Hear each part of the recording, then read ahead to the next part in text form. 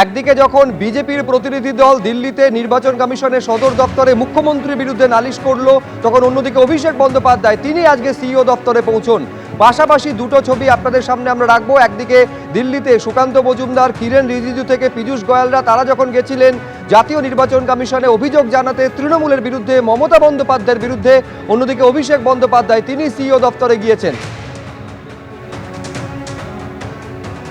রুমা পাল আমাদের প্রতিনিধি সরাসরি রয়েছেন, প্রায় 1 ঘন্টা হতে চলল রুমা, এখনো পর্যন্ত অভিষেক বন্দ্যোপাধ্যায় তিনি ভেতরে রয়েছেন। কি জন্য গেছেন? সিইওর সঙ্গে বৈঠক হওয়ারও কথা রয়েছে, কি খবর পাচ্ছ? দেখো, জানিয়ে রাখি অভিষেক বন্দ্যোপাধ্যায়ের নেতৃত্বে কিন্তু এটি প্রতিনিধি দল তৃণমূল কংগ্রেসের, সেটা একদম শিপিং কর্পোরেশন যেখানে সিও দপ্তরের নতুন অফিস সেখানে এসছেন এবং সেখানে লিফটে করে আমরা দেখেছি সেখানে 3য় তলায় গেছেন এবং সেখানে মুখ্য নির্বাচনী আধিকারিক সিওর সাথে কথা বলছেন এবং যাওয়ার সময় কিন্তু অভিযোগ করেছেন, সেটা কিন্তু এক্স হ্যান্ডেলও যেটা দিয়েছেন সেই বিষয়টা কিন্তু তুলে ধরেছেন যে সিও দপ্তরে পেটি ফর্ম 6 রয়েছে, গুরুতর অভিযোগ এনেছেন। এই ফর্ম 6গুলোর সাথে বাংলার মানুষের কোনো সম্পর্ক নেই এবং এই ছবি কিন্তু তিনি এক্স হ্যান্ডেলও পোস্ট করেছেন এবং বলেছেন খুবই উদ্বেগের বিষয় এক্স হ্যান্ডেলে।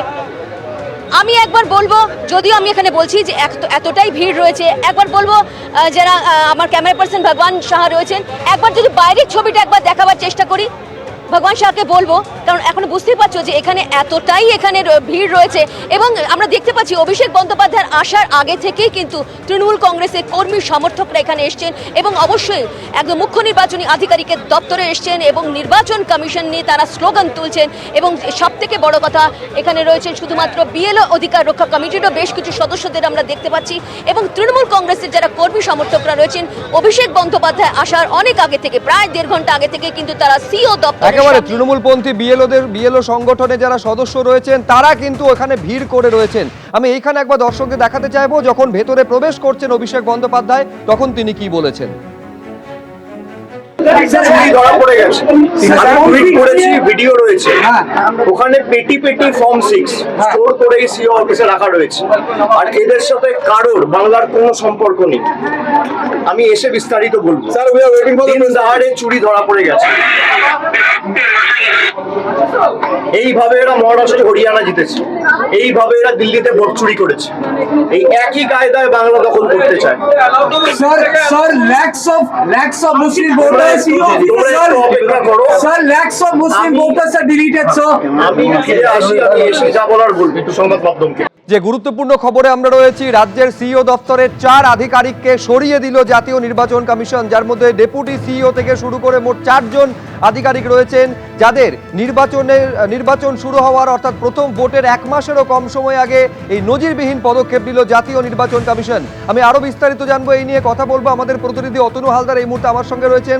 অতনু, নিঃসন্দেহে একটা নজিরবিহীন পদক্ষেপ, ঠিক কতটা তাৎপর্যপূর্ণ এই জায়গায় দাঁড়িয়ে কমিশনের এই পদক্ষেপ, কি জন্য এই পদক্ষেপ? দেখো, যথেষ্ট তাৎপর্যপূর্ণ যে এটা হচ্ছে মুখ্য নির্বাচনী আধিকারিকের দপ্তর।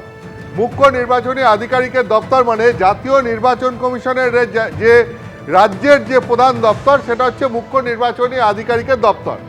এই মুখ্য নির্বাচনী আধিকারিকের দপ্তর থেকে 4 জন অফিসারকে একসাথে সরিয়ে দেওয়া হলো। মানে এটা যথেষ্ট গুরুত্বপূর্ণ। কেন বলছি, তুমি দেখো যে এবারে এই বিধানসভা নির্বাচনে দিন ঘোষণা হওয়ার পর থেকে একের পর এক বদলি হচ্ছে। যে রকমের বদলি এর আগে কোনো নির্বাচনে আমরা দেখিনি। মুখ্য সচিবকে পর্যন্ত বদলি করে দেওয়া হয়েছে, একসঙ্গে মুখ্য সচিব স্বরাষ্ট্র সচিবকে বদলি করা হয়েছে। রাজ্যের DGP, ADG law and order, Kolkata পুলিশের সিপি, বিভিন্ন কমিশনারেটের সিপি, বিভিন্ন রেঞ্জের আইজি, ডিআইজি, বিভিন্ন জেলার এসপি, প্রচুর পরিবর্তন করা হয়েছে। ঠিক একইভাবে বিভিন্ন জেলার ডিএম যারা মুখ্য তোমার নির্বাচনী আধিকারিকও বটে, নিজের জেলার মানে জেলা নির্বাচনী আধিকারিক, তাদেরকেও বদলি করা হয়েছে। অর্থাৎ এবার একাধিক বদলি, মানে একসঙ্গে গুচ্ছ বদলি, একদম শীর্ষ পদ থেকে নিচের দিকের সমস্ত পদ পর্যন্ত হচ্ছে। গতকালই 83 জন বিডিওকে বদলি করে দেওয়া হয়েছে। কলকাতা পুলিশ এবং জেলা পুলিশ মিলিয়ে 276 জন ওসি এবং আইসিকে বদলি করে দেওয়া হয়েছে। ফলে ব্যাপক বদলি হচ্ছে। এই যে রাজ্য পুলিশ প্রশাসনে বদলি, এইটা এবার মুখ্য নির্বাচনী আধিকারিকের দপ্তরেও হলো। এইটা হচ্ছে উল্লেখযোগ্য যে শুধুমাত্র রাজ্য পুলিশ প্রশাসন নয়, রাজ্যের মুখ্য নির্বাচনী আধিকারিকের যে দপ্তর সেই অফিসারদের ক্ষেত্রেও হলো। এই অফিসাররা আসেন কোত্থেকে?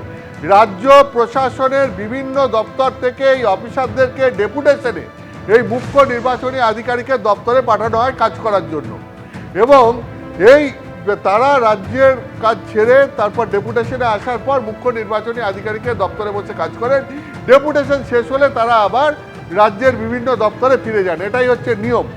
এখানে যেটা জানা যাচ্ছে যে রাজ্যের মুখ্য নির্বাচনী আধিকারিক অর্থাৎ যিনি সিইও মনোজ কুমার আগরওয়াল, তিনি একটি চিঠি লিখে রাজ্য সরকারকে বলেছেন যে 4 জন অফিসারকে সরিয়ে দিতে হবে। তার অনুরোধ মতো 4 জন অফিসারকে সরানো হয়েছে। কাদের সরানো হয়েছে? ডেপুটি সিইও সুব্রত পালকে সরানো হয়েছে, তাকে সরিয়ে হেলথ অ্যান্ড ফ্যামিলি ওয়েলফেয়ার ডিপার্টমেন্টে পাঠিয়ে দেওয়া হয়েছে। জয়েন্ট সেক্রেটারি বিন্টু সরকার, তাকে সরানো হয়েছে, তাকে সরিয়ে এই জয়েন্ট সেক্রেটারি সিইও পদ থেকে সরিয়ে জয়েন্ট সেক্রেটারি মাইনরিটি অ্যাফেয়ার্স এবং মাদ্রাসা এডুকেশন ডিপার্টমেন্টে পাঠিয়ে দেওয়া হয়েছে। সুপ্রিয় পাল এবং নরেন্দ্রনাথ দত্ত দুজনই হচ্ছে অ্যাডিশনাল সেক্রেটারি এই সিইও দপ্তরের। তাদের দুজনকেই, একজনকে সরানো হয়েছে লেবার ডিপার্টমেন্টে, আরেকজনকে সরানো হয়েছে হর্টিকালচার ডিপার্টমেন্টে। অর্থাৎ রাজ্যেরই বিভিন্ন দপ্তরে এদেরকে সরিয়ে দেওয়া হয়েছে। কেন সরানো হয়েছে? কারণ রাজ্যের মুখ্য নির্বাচনী আধিকারিক তিনি রাজ্য সরকারকে এদেরকে সরাতে বলেছেন, সেই কারণে রাজ্য সরকার এদেরকে সরিয়েছে এবং এদের জায়গায় রাজ্য সরকারের একজন additional secretary health and family welfare ডিপার্টমেন্টের রাহুল নাথকে তাকে জয়েন্ট সিইও করা হয়েছে এই মুখ্য নির্বাচনী আধিকারিকের দপ্তরে। এখন প্রশ্ন হচ্ছে হঠাৎ করে একসঙ্গে 4 জন অফিসারকে কেন সরানো হলো মুখ্য নির্বাচনী আধিকারিকের দপ্তর থেকে? যেটা বিভিন্ন জল্পনা শোনা যাচ্ছে সেটা হচ্ছে যে দুটো জিনিস শোনা যাচ্ছে। একটা হচ্ছে এদের কাজে মুখ্য নির্বাচনী আধিকারিক মোটেও সন্তুষ্ট ছিলেন না। 2 হচ্ছে এদের কাজ নিয়ে নানান অভিযোগ আসছে যে, এবং সেই অভিযোগের মধ্যে পক্ষপাতের অভিযোগ আসছে। 3 হচ্ছে যে মুখ্য নির্বাচনী আধিকারিক কে দপ্তর এখন চাইছে যে এই মুহূর্তে যেন খবরাখবর সমস্ত কিছু তার দপ্তরের মধ্যেই সীমাবদ্ধ থাকে, সেই খবরাখবর যেন বাইরে কোথাও না যায়। তার জন্যই একটা মানে ঠিক এমনভাবে অফিসারদেরকে সাজানোর চেষ্টা করছেন সিইও, যেটা সূত্রের খবর, যে যাতে নির্বাচন কমিশনের সমস্ত কর্মকাণ্ড নির্বাচন কমিশনের মধ্যেই আবদ্ধ থাকে, নির্বাচন কমিশনের কর্মকাণ্ডের কোনো খবর যেন বাইরে বেরিয়ে না যায়।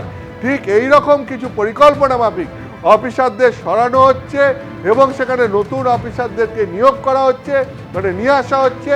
তার মূল উদ্দেশ্য হচ্ছে যে নির্বাচন কমিশনের কাজকর্ম এবং নির্বাচন কমিশনের মধ্যে কি কর্মকাণ্ড চলছে তা যেন বাইরে না যায় এবং কাজকর্ম যাতে মুখ্য নির্বাচন আধিকারিকের ইচ্ছে অনুযায়ী বা জাতীয় নির্বাচন কমিশনের ইচ্ছে অনুযায়ী হয়, সেখানে যেন অন্য কোনো প্রভাব কাজ না করে, সেই সমস্ত ভেবেই এইরকম নতুনভাবে রাজ্য মুখ্য নির্বাচনী আধিকারিকের দপ্তরকে সাজানো হচ্ছে।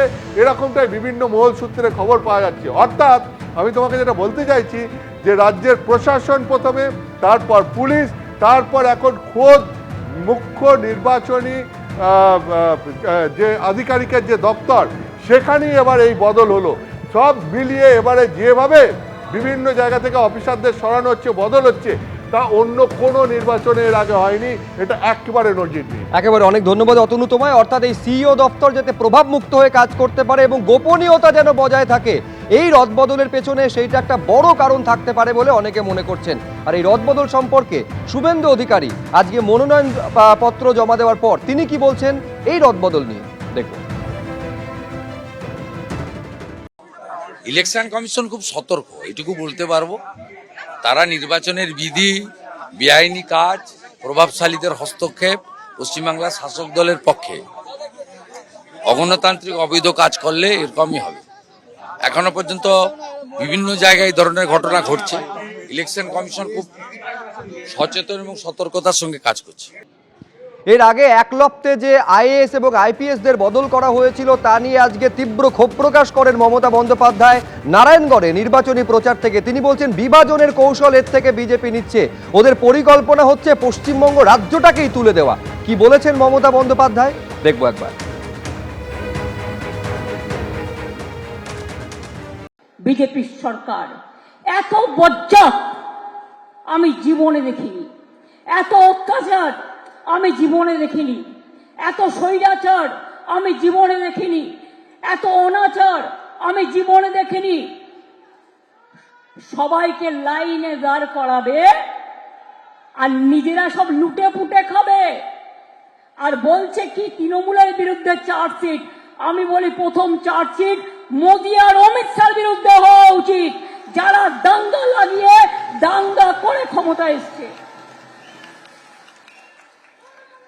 হিন্দু মুসলমানে ভাগাভাগি, আইপিএস এ ভাগাভাগি, আইএস এ ভাগাভাগি, ওয়েস্ট বেঙ্গল পুলিশ সার্ভিসে ভাগাভাগি, ওয়েস্ট বেঙ্গল সিভিল সার্ভিসে ভাগাভাগি, প্রশাসনেও ভাগাভাগি।